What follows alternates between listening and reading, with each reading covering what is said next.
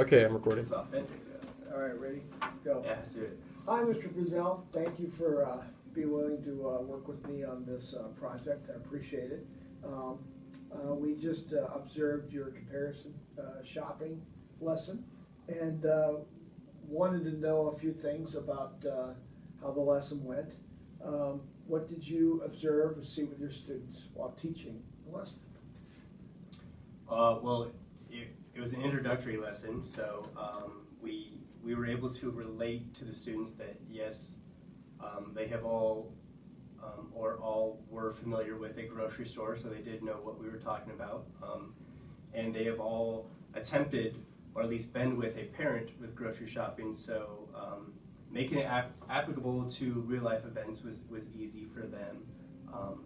However, the challenging part was actually applying the math it takes to effectively comparative shop.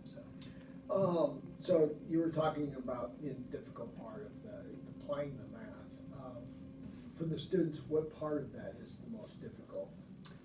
Some of the comparison equations required multi-steps, and one of the challenging parts for the students was the patience aspect, and what that took to accurately compute the right problems to get the best bargain.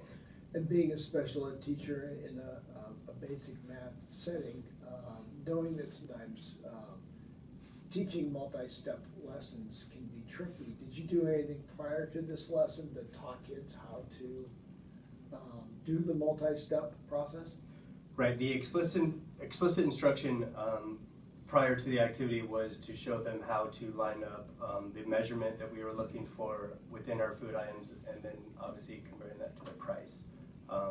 Some of them did require telling them that there would be multiple items of a certain weight measurement that they would have to combine to then be able to compare to the price. That's where the trickiness came in. And then how we use that tool down the line beyond the comparative shopping lesson?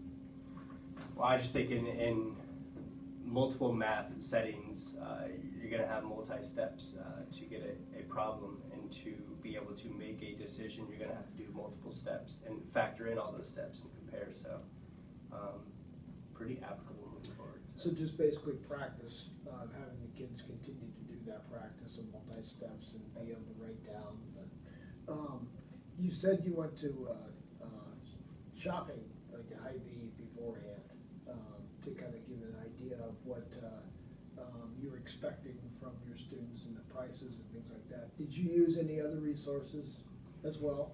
Yeah, so I swung by Hy-Vee and I got real life comparisons with prices to give them to kind of help with the explicit instruction, and then the station work was actual real life Fairway ads comparing prices and weight amounts of similar items. So. And how did you assess your students in their abilities to understand this concept or concepts surrounding it? The assessment that was graded was the station work, where they had to go around in partners and look at the prices and weight and measurement amounts of certain items from the Fairway ads, and then see how they calculated and if they chose the best quote unquote bargain for dollars. And in the video that I used, I don't think it showed that portion of it, but did the students overall understand the concept when they did, or is it something that you would have to go over and reteach multiple times? There was definitely a need for reteaching. I think addressing patience was key. The ones that didn't require an additional step to compare, they did very well. However, when you had the ones where there was an additional step for them to compare in total the amount of weight with the deals, that's where they really struggled. So out of the 4 stations, all the groups got 2 of them correct. I don't think there was a group that got one of the other 2 that were challenging correct. So. For video's sake, I think we'll probably end it here. Appreciate your time. We'll probably have you answer some questions via email, if that's okay, in regards to the other ones we didn't answer, but appreciate your time. Thank you very much. All right, thank you.